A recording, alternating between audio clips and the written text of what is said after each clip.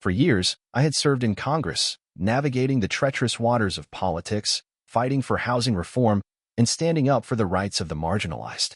My name is Daniel Harper, and this is the story of how my service dog, Buddy, became the catalyst for a war that would expose the dark underbelly of homeowner associations (HOAs) across America.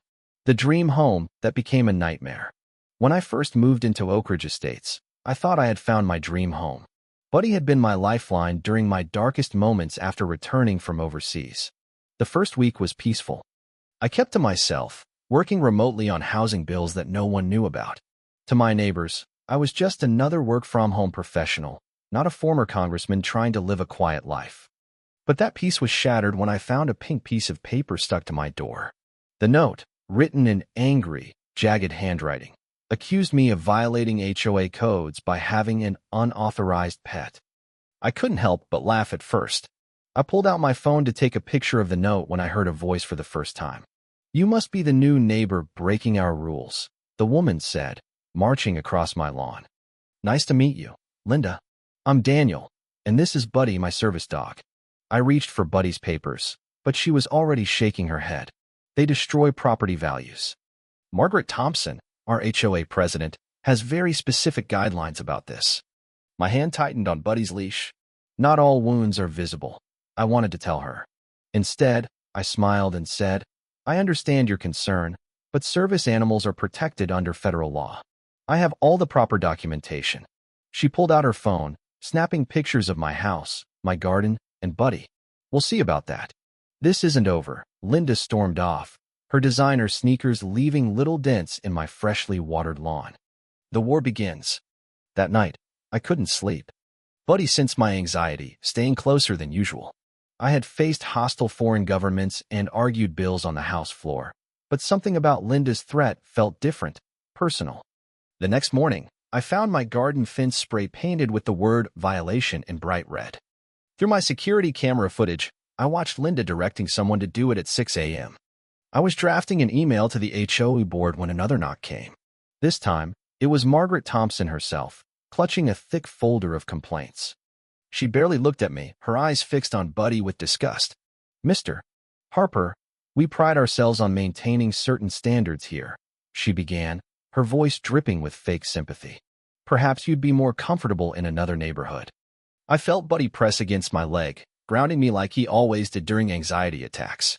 That's when I saw Linda in the background, filming everything on her phone, probably waiting for me to lose my temper. They had no idea who they were dealing with, or the laws they were breaking. But for now, I needed to play this smart. "Thank you for your concern, Margaret.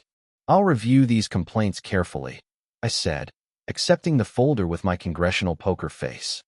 "By the way, does the HOA have insurance for federal housing law violations?" Her smile flickered for just a second. Behind her, Linda stopped filming. Neither of them knew it yet, but they had just started a war they couldn't win. The battle escalates. The harassment continued. Mysterious property damage was reported to the HOA, all homes near mine. My security cameras caught everything.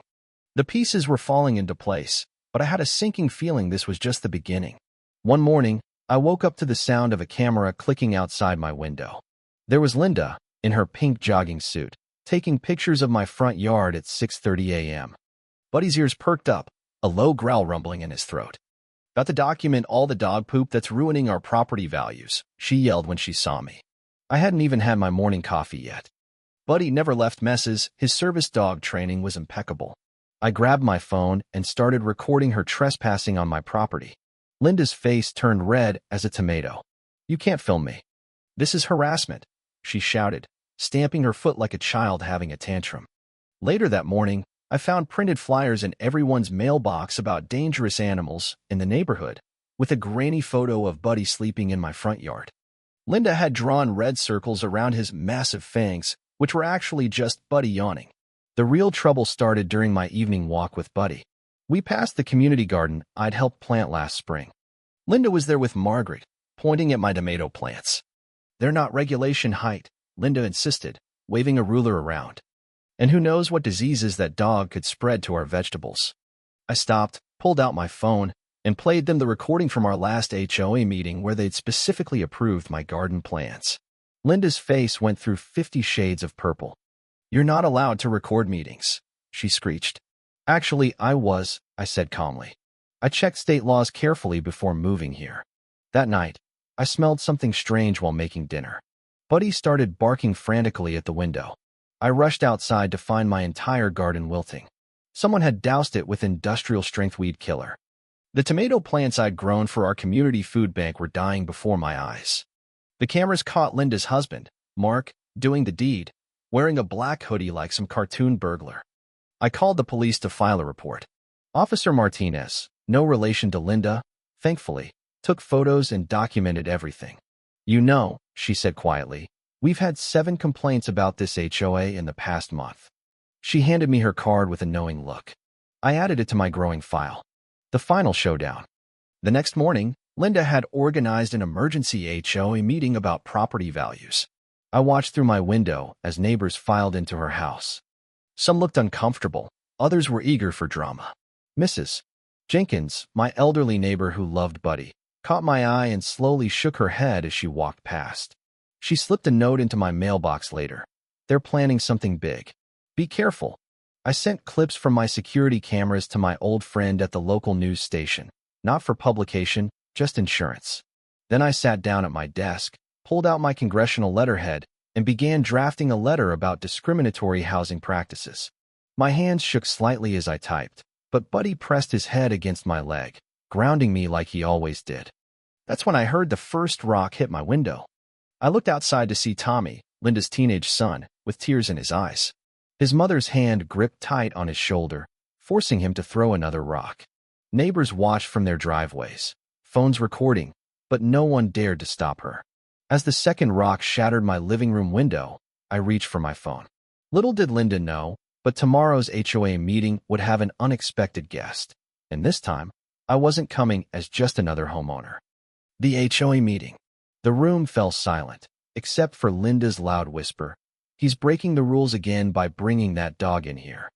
I took a deep breath, remembering my training from countless heated debates in Washington.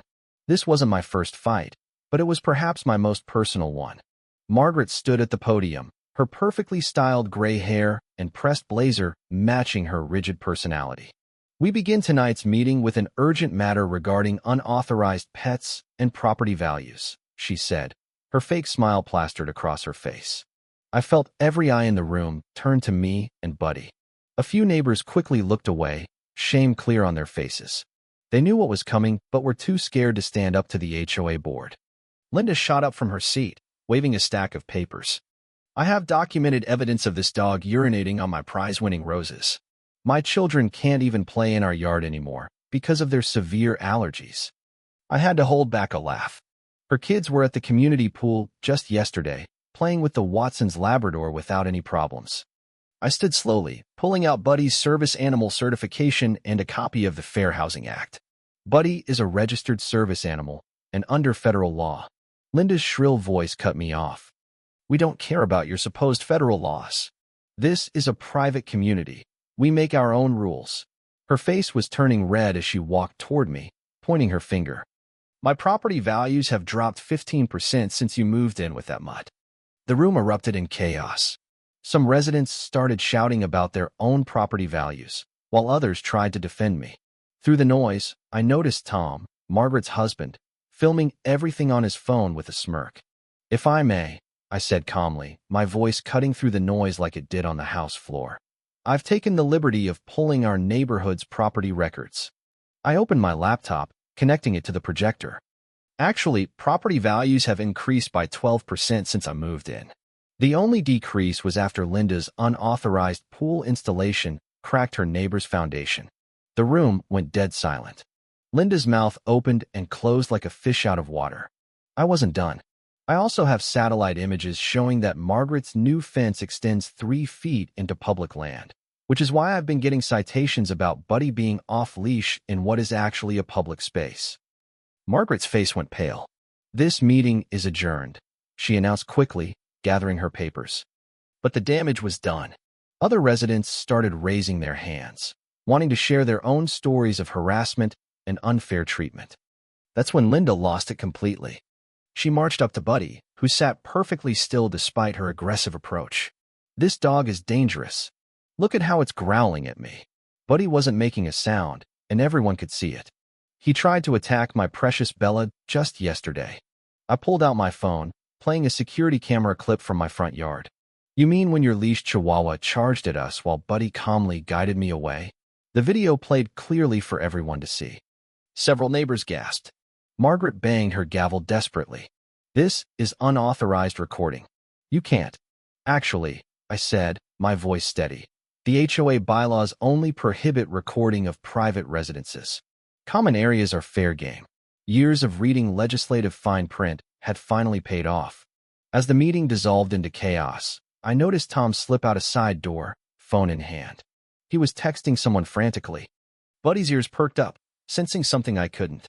If only I'd paid more attention to that detail, maybe I could have prevented what happened next. The shooting. The next morning, I woke up early to the sound of birds chirping. Buddy's gentle nudge against my hand told me it was time for our morning routine. The sun was barely peeking through the clouds, and the grass was still wet with dew, perfect weather for Buddy's training exercises. As I stepped into my backyard, something felt off. The usual peace of our morning ritual was broken by hushed whispers coming from Linda's yard. I tried to ignore it, but Buddy's ears perked up. He shifted his body slightly, placing himself between me and the fence, something he only did when he sensed danger. I heard Linda's back door slam. "You're filming this, right, Mark? We need evidence of this nuisance." Her shrill voice carried over the fence. I took a deep breath, choosing to focus on Buddy instead. We'd already filed 3 police reports about their harassment, and my lawyer was building a solid case. Then I saw Mark emerge from behind his garage, holding something that made my blood run cold. The morning sun glinted off the metal of his home security weapon. "Mark," I said calmly, raising my hands, "think very carefully about what you're doing." Buddy stayed perfectly still, his training kicking in despite the tension. He was doing exactly what he was supposed to do, keeping me safe, staying calm. "I'm the head of neighborhood security," Mark shouted, his face red with anger. "And I'm protecting our community." Everything happened so fast after that. A neighbor's car backfired in the distance.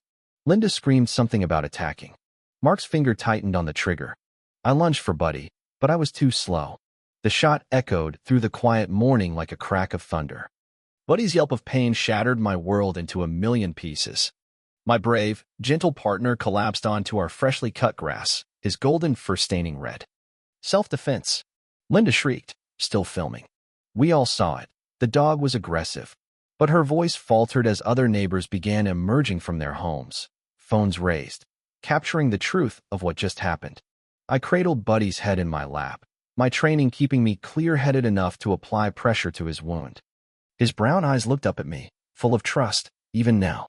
Sirens wailed in the distance. Someone had called 911. My hands shook as I pulled out my phone, pressing the emergency contact I'd hoped I'd never need. "Sarah, it's Daniel. Get the legal team now." I heard Linda's sharp intake of breath as she finally recognized my voice, the same voice she'd heard on C-SPAN just last week during the Housing Committee hearing. Mark's weapon clattered to the ground, but none of that mattered. Not Linda's stammering excuses, not Mark's suddenly pale face, not even the approaching police sirens. All that mattered was Buddy's heartbeat under my hands, growing weaker by the second. As I lifted my brave partner into my car, I made 2 promises. Buddy would survive, and the people responsible for this would learn exactly why you don't mess with a congressman's service dog. The aftermath. The neighbors who had gathered watched in stunned silence as I sped toward the emergency vet, leaving Linda and Mark to face the army of law enforcement approaching our once quiet street. They wanted to fight over property values? They were about to learn the true cost of their actions. But would Buddy survive long enough for me to deliver the justice he deserved? The fall of Oak Ridge Estates. The story exploded. Security camera footage of the shooting went viral, with over 1 million views in hours. Linda's shrill voice screaming about property values seconds before Mark fired the shot was damning. No amount of spin could save them now.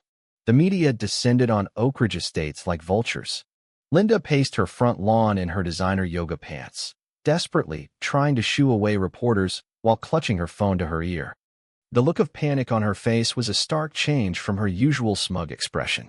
My phone buzzed nonstop, calls from major networks, other Congress members, disability rights organizations. The housing reform bill I'd been quietly working on for months was suddenly gaining massive support. Colleagues who'd been on the fence were now calling to co-sponsor. Funny how a viral video of HOA abuse against a congressman's service dog could change political winds. Linda and Margaret tried to backtrack, offering to pay Buddy's vet bills and drop all complaints. But it was too late. The FBI was already investigating. Service animal interference is a federal crime, and their actions had just become Exhibit A in congressional hearings. Justice for Buddy. Buddy survived, but he would never walk the same way again. The bullet had missed his vital organs, but the damage was done. His recovery was slow, but he taught me something new every day about resilience. As for Linda and Margaret, their perfect world crumbled. Houses in Oak Ridge Estates were listed below market value, and no one wanted to buy from the woman who helped shoot a congressman's service dog. Linda's social media followers dropped faster than the neighborhood's property values. The most surprising support came from Linda's own teenage daughter, Emily. She visited one afternoon, tears in her eyes, to apologize for her mother's behavior. Emily had been secretly recording Linda's HOA meetings for months, disgusted by how they treated people. Her evidence became crucial for the federal investigation. The new Oak Ridge Estates. The old HOA board's office was empty now, their precious rule books collecting dust. The interim resident council found documents showing how Linda and Margaret had been funneling HOA fees into their personal accounts for years. They thought they were untouchable in their perfect little kingdom. They never expected a congressman and his three-legged dog to bring it all down. As I sit on my porch, watching the sunset, I see Linda packing boxes into her car. Her house finally sold at half her asking price. Sometimes, karma has a way of making things right. But as I look at the certified letter on my desk from her lawyer, I wonder if this fight is really over, or if she has one last desperate move planned. Epilogue. Buddy and I continue our morning walks, though his steps are slower now. The community is healing, but the scars remain. The story of Oak Ridge Estates has sparked a national conversation about HOA abuse, and my housing reform bill is closer than ever to becoming law. As for Linda and Margaret, they'll have plenty of time to think about their actions during the federal investigation. They tried to destroy my life and hurt my dog because they thought I was powerless. Now they know what real power looks like, the power of the law they tried so hard to ignore. And Buddy? He's still my hero, my partner, my best friend. Together, we've shown that even in the face of cruelty and corruption, justice can prevail. Thank you for taking the time to listen to today's story on Store of Good Stories. If this story touched your heart or made you think, don't forget to hit like and share the video to spread this positive message to more people. And if this is your first time here, make sure to subscribe and turn on the notification bell so you won't miss any of the meaningful stories we share every week. Your support is the biggest motivation for Store of Good Stories to keep bringing heartfelt and valuable stories to you. See you in the next video.